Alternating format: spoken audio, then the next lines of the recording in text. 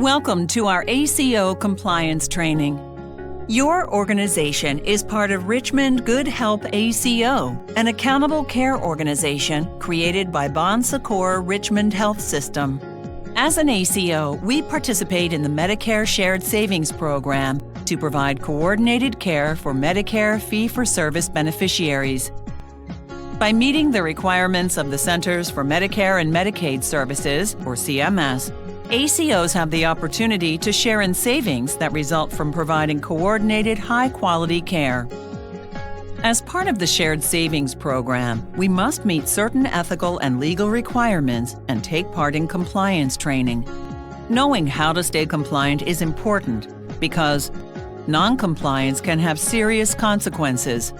These include termination of our contract with CMS, loss of funding, or civil or criminal penalties for serious or intentional violations.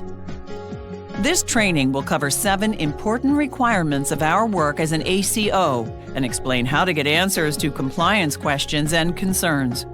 You will learn about what type of care we must provide, whom we provide care to, how we must care for Medicare beneficiaries, how we communicate with Medicare beneficiaries, restrictions on the provision of free or reduced-cost services to beneficiaries, confidentiality of patient information, and protections against fraud and abuse.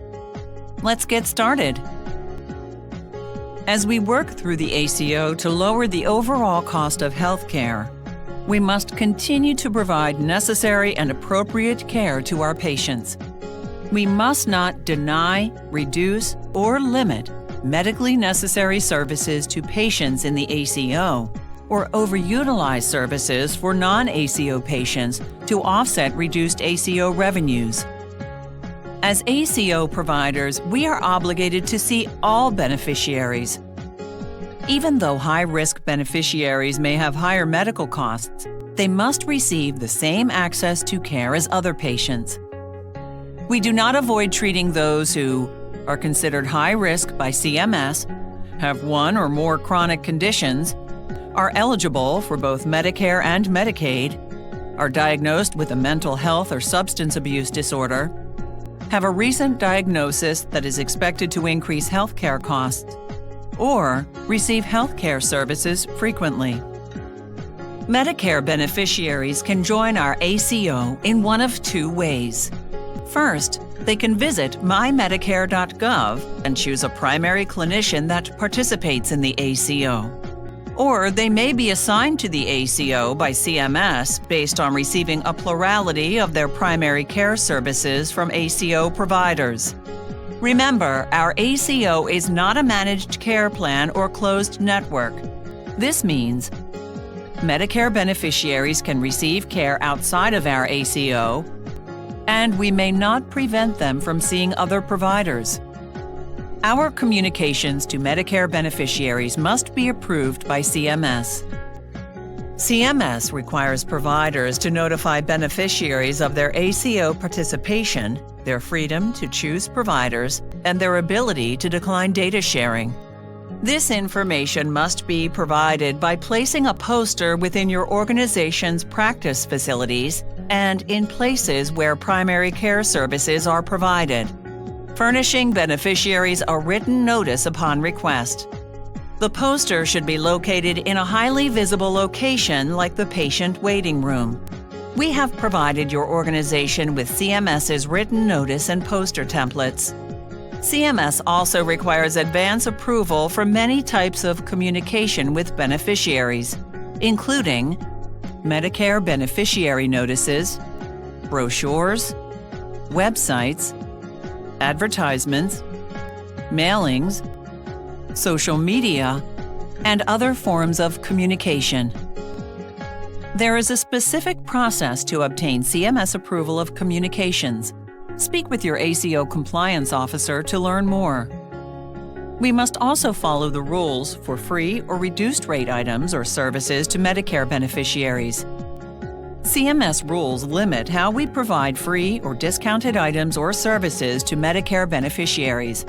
Any offers must be reviewed by your ACO compliance officer and approved by the ACO's board. No matter what your role may be, protecting patient confidentiality and privacy is imperative. This applies to protected health information in all forms, including written, electronic, and verbal communication. Each of us is required to maintain confidentiality of PHI in all forms, access and use only the minimum amount of PHI necessary for your role, take reasonable measures to protect the confidentiality and security of PHI, comply with CMS's data use agreements if applicable, and comply with all ACO record retention requirements. We are committed to following federal and state laws concerning fraud and abuse. By law, referral decisions must be based solely on patients' needs. We must not pay or give anything of value to induce or reward referrals of beneficiaries, offer, solicit, pay, or receive anything of value for referring patients or arranging for goods or services, or make referral decisions for any reason other than the healthcare needs of our patients. We need your help to make sure our entire organization stays compliant. It is your responsibility to report any compliance violations, such as actual or suspected fraud, waste or abuse, violations of law or regulations, or ACO policy violations. You can report violations to your manager, supervisor, or ACO compliance officer, or call our compliance hotline or visit our website. Be assured that we prohibit retaliation in any form against individuals who report issues and concerns in good faith. Do you have any questions about ACO compliance? Reach out to your ACO compliance officer or access our compliance manual online. Thank you for your time, and thank you for supporting our participation in the Medicare Shared Savings Program.